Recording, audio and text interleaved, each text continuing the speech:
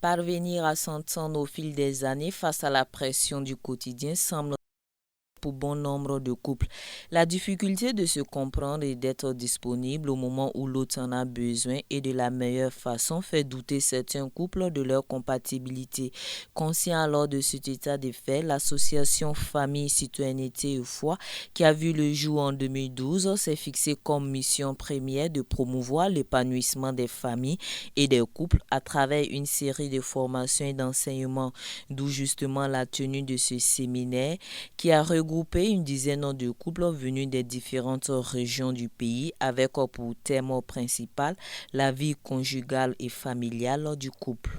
Nous avons eu 16 couples qui sont venus un peu partout, donc, et aujourd'hui aussi, qui disent, mais s'ils savaient comme ça, ils allaient même sensibiliser davantage. Voilà, donc pour nous, nous disons que ces 32 personnes qui seront maintenant ce qu'on appelle des canaux de diffusion. Voilà, on va échanger, on va partager tout ce que nous avons eu. Voilà, vraiment, pourquoi j'ai dit, c'est une participation de qualité. Vraiment, les couples qui sont venus sont des couples de qualité aussi. Donc, nous pensons que ça a été vraiment une réussite pour nous. Nous sommes très contents vraiment de cette participation-là. Au regard de la vision noble de cette structure qui entend instaurer et renforcer l'harmonie conjugale au sein des foyers, le représentant du parrain a tenu à féliciter les organisateurs sans manquer à les encourager à persévérer et à étendre l'œuvre compte tenu des défis auxquels les couples doivent relever. À l'endroit des séminaristes, les encourager au regard du thème qui est développé afin que cela puisse faire tache d'huile au niveau de la société. Et nous souhaitons que pour les prochaines fois, les jeunes couples soient plus sollicités parce que le thème qui est abordé concerne essentiellement cette frange de la population. Les 7 fondements basiques du mariage a été l'une des thématiques de cette rencontre de restauration. Il a été décortiqué par le docteur Jean Bosco Caboret qui, à l'en croire, la vie spirituelle et la vie de couple ne sauraient être indissociables.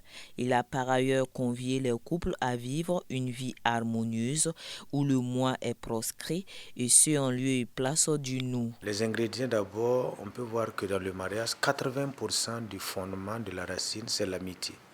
Et l'amitié a des ingrédients, tels que l'écoute attentive, il y a le respect, la considération, l'acceptation et la compréhension. Ça a été très enrichissant pour moi.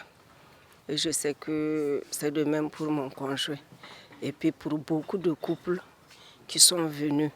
Je peux dire pour tous les couples qui sont venus. Parce qu'il y a des choses que les couples ignoraient et on a découvert ça ici.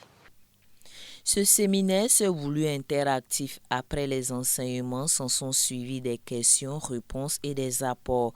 Le tout a été couronné par des moments de prière spéciale pour les couples, dirigés par le conseiller conjugal et facilitateur, le docteur Daniel Chou. Seigneur, nous voulons te remercier. Et je sais que chaque couple qui est venu ici, c'est parce que tu avais un plan pour eux.